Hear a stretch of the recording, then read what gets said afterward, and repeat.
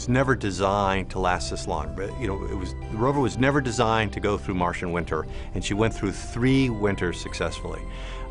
They were never designed to survive rover-killing dust storms, and yet Spirit survived several significant dust storms. Spirit climbed the Husband Hills. It did Martian mountaineering, yet another thing it was never designed to do. So out of this rover that had a very limited scope of mission to begin with, we were able to do these magnificent adventures, and the rover was very successful in all that. And it's a testament to the people that designed and built the rover, and a testament to the people that operated the rover on the surface.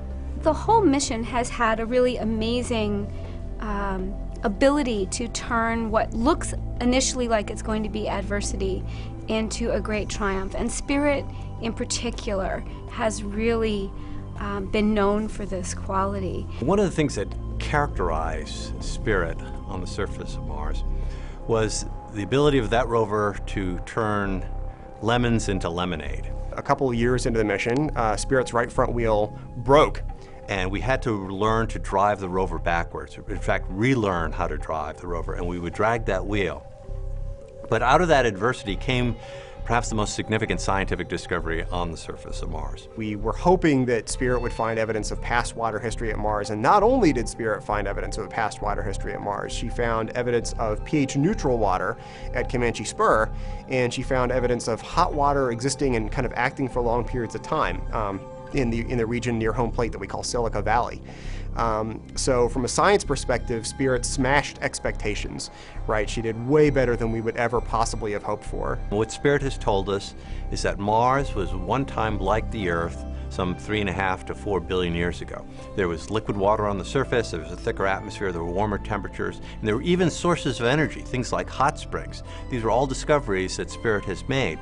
And this completely changes our thinking about Mars, that Mars was in fact at one time a place that could have supported life. Spirit's legacy in terms of Mars exploration might be that she's making Mars a real place for us. She has helped us to see what we would see if we were there. I also hope that she, again, has a broader legacy in towards of continuing to inspire people to explore, to reach out beyond what they think they can accomplish.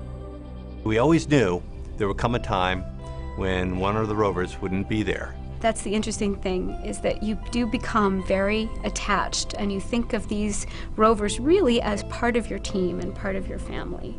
For years now, I've been getting the question, well, how are you going to feel when she's gone?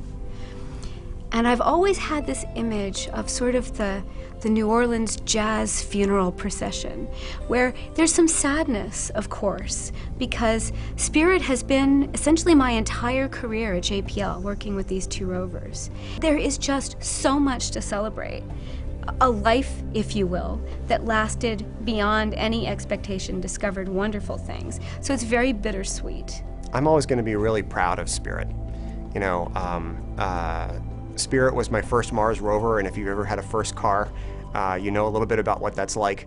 I have loved Spirit from the early days when it seemed like nobody else did, and I still do, and she's always going to have a special place to me in my heart. I was there with her at the very beginning, and she just took me and everybody on a terrific ride across the surface of Mars, showed us things that nobody has ever seen before in the history of humanity, opened up that other world for us and made it possible for us to see it from the first time as if we were there.